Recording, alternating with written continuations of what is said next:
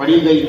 حضرت ابو ہریرہ رضی اللہ تعالیٰ عنہ سے مروی ہے کہ نبی کریم سرور عالم صلی اللہ علیہ وسلم نے ارشاد فرمایا کلمتان حبیبتان الی الرحمن خفیفتان علی اللسان ثقیلتان فی المیزان سبحان اللہ وبحمدہ سبحان اللہ العظیم. یہ فرمایا کہ دو کلمے ایسے ہیں جو رحمان کو محبوب،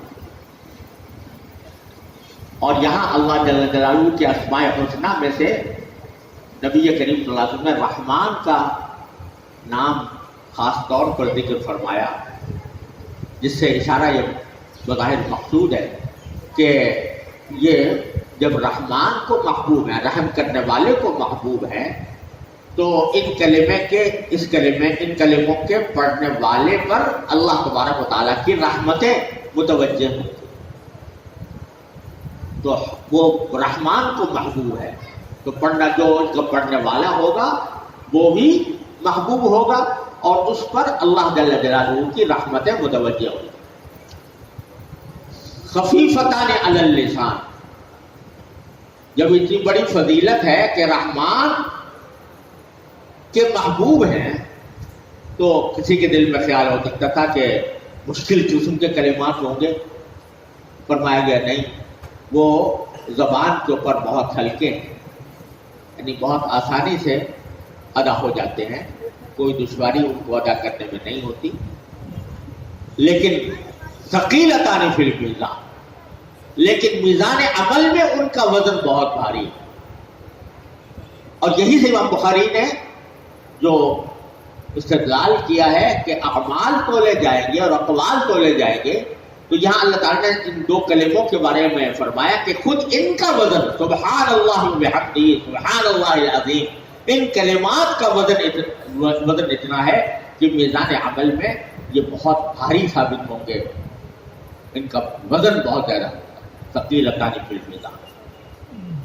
اور وہ کون سے ہیں؟ یہ دو کلمے ہیں سبحان اللہ وبحمدہ سبحان اللہ العظیم.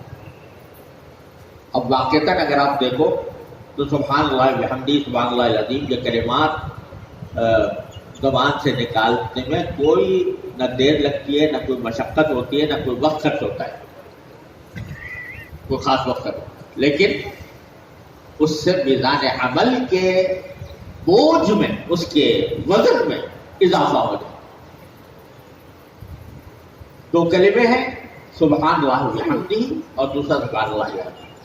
سبحان اللہ وبحمدہ کے بارے میں پہلے بھی بخاری میں دوسری جگہ پر حدیث آئی ہے کہ اگر کوئی شخص یہ 100 مرتبہ یہ کلمہ پڑھے تو اس کے اگر گناہ پہاڑ کے ریت کے برابر بھی ہو تو اللہ تبارک و تعالیٰ ان کی مغفرت فرمائے اس کلمے کے نتیجے. اور ہمارے حضرت والا حضرت عارفی قدس اللہ تعالیٰ سرہ یہ فرمایا کرتے تھے کہ سبحان اللہ وبحمدہ اور سبحان اللہ العظیم میں فرق یہ ہے کہ سبحان اللہ وبحمدہ میں اللہ تعالیٰ کی حمد ہے. سبحان اللہ کے کیا معنی؟ اللہ تعالیٰ پاک ہے، ہر عیب سے پاک ہے. اور بحمدہ کے معنی کیا ہے کہ اللہ تبارک و تعالیٰ قابل تعریف ہے، سارے قابل تعریف صفات کا مالک ہے اللہ تبارک و تعالیٰ. جو شخص قابل تعریف یا جو ذات قابل تعریف صفات کی مالک ہو، وہ اس سے کیا ہوتا ہے؟ محبت پیدا ہوتی ہے. تو سبحان اللہ وبحمدہ جتنا پڑھو گے اللہ تعالیٰ کی انعامات کا تصور کرو گے، اس کے قابل تعریف صفات کا تصور کرو گے، تو یہ جمال باری تعالیٰ کا جمال کا تصور آئے گا. اور جو صاحب جمال ہوتا ہے وہ محبوب ہوتا ہے، لہذا اس سے محبت پیدا ہوگی اللہ تبارک و تعالیٰ. سبحان اللہ وبحمدہ پڑھتے سے، کثرت سے پڑھنے کے نتیجے میں اللہ تعالیٰ کی محبت پیدا ہوگی. اور سبحان اللہ العظیم میں عظمت کا ذکر ہے باری تعالیٰ.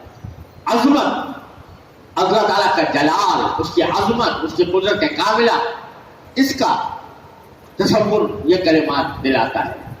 اور جو صاحب عظمت ہو، صاحب جلال ہو، اس کا اس خوف دل میں آتا ہے خوف کہ یہ صاحب جلال ہے، یہ صاحب اقتدار ہے، اس کا خوف دل میں آتا ہے۔ تو پہلا کلمہ جو ہے سبحان اللہ وبحمدہ، یہ اللہ جل جلالہ کی محبت دل میں پیدا کرتا ہے، اور سبحان اللہ العظیم اللہ تعالیٰ کا خوف دل میں پیدا کرتا ہے۔ اور دونوں جب مل جاتے ہیں، محبت اور خوف، دو چیزیں جب مل جاتی ہیں تو اسی کا نام خشیت ہے، خشیت الہی۔ انما یخشی اللہ من عبادہ العلماء، جس کے لیے فرمایا گیا کہ خشیت اللہ تعالیٰ کی پیدا۔ خشیت کے معنی ہی یہ ہے کہ کسی کی محبت کے ساتھ اس کا خوف ہو۔ ایک جو خوف ہوتا ہے نا چور ڈاکو کا، قاتلوں کا، بدماشوں کا، غنڈوں کا، درندوں کا، سانپوں کا، بچھوؤں کا، وہ تو خوف ہوتا ہے ان کے موذی ہونے کی وجہ سے۔ وہ خوف اللہ تبارک و تعالیٰ کا خوف جو ہے وہ در حقیقت محبت کی وجہ سے ہوتا ہے کہ وہ ذات جس نے مجھ پر اتنے انعامات فرمائے کہ ہر آن مجھ پر اس کی نعمتوں کی بارشیں برس رہی ہیں، وہ کہیں ایسا نہ ہو کہ میری کوئی بات اس کو ناپسند ہو جائے۔ تو ایک طرف محبت ہے، ایک طرف خوف ہے، دونوں چیزیں مل کر یہ خشیت الہی پیدا کرتی ہیں، اور یہی خشیت الہی سارے علم کا اصل مقصود ہے۔ مولانا قرآن کریم فرماتا ہے انما یخشی اللہ من عبادہ العلماء، اور مولانا رومی فرماتے ہیں خشیت اللہ را نشان علم دام آیت یخشی اللہ قرآن بخا، کہ یہ علم کا نشان یہ ہے کہ کتنے خشیت پیدا ہوئی۔ ہمارے والد ماجد قدس اللہ تعالیٰ سرہ بکثرت اپنے طلباء کے ساتھ بیانات میں یہ بات فرمایا کرتے تھے کہ علم کا مقصود قرآن نے بتایا خشیت اللہ، انما یخشی اللہ من عبادہ العلماء۔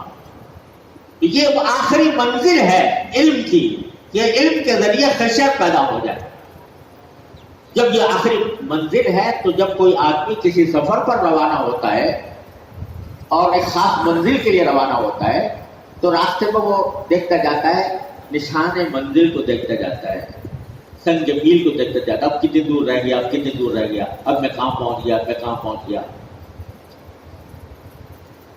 لاہور جا رہا ہے کوئی شخص یہاں سے تو ریل سے جا رہا ہے تو دیکھتا جائے گا اسٹیشن کون سا گزرا، کون سا آنے والا ہے۔ روڈ سے جا رہا ہے تو وہ سنگ میل آتے ہیں، وہ بتاتے ہیں کہ کتنے میل فلاں شہر رہ گیا۔ تو ہمارے والد ماجد فرما رہے تھے کہ ہم علم کے مسافر ہیں، علم کی منزل کے مسافر، علم کی مسافر ہیں، اور منزل خشیت الہی ہے۔ لہذا قدم قدم پر آدمی کو یہ دیکھنا چاہیے کہ آیا خشیت الہی کے سنگ میل آ رہے ہیں کہ نہیں، کیا کوئی تبدیلی پیدا ہو رہی ہے کہ نہیں، اللہ تبارک و تعالیٰ کے خشیت کا دل میں احساس ہو رہا ہے کہ نہیں۔ اگر ہو رہا ہے سب لوگ صحیح راستے پر جا رہے ہو، اور اگر بجائے خشیت الہی کے دنیا پرستی آ رہی ہے، خود پہ شہرت اور خود پہ جا آ رہا ہے، تو اس کا مطلب ہے کہ غلط راستے پر پڑ گئے ہو، جانا چاہ رہے ہو لاہور اور راستہ تم نے کوئٹہ کا اختیار کر لیا۔ تو یہ خشیت ہی در حقیقت اصل منزل ہے، اور اسی خشیت کو پیدا کرنے والے الفاظ امام بخاری نے آخر میں ذکر کیے ہیں، سبحان اللہ وبحمدہ، سبحان اللہ العظیم۔ اللہ تبارک و تعالیٰ اپنے فضل و کرم سے، اپنی رحمت سے ہمیں یہ سبق لینے کی توفیق عطا فرمائے، ہمارے دلوں میں خشیت پیدا فرمائے، اخلاص پیدا فرمائے، اور حدود شریعت کا پابند بنا کر اپنے رضائے کامل کے مطابق ہمیں زندگی عطا فرمائے۔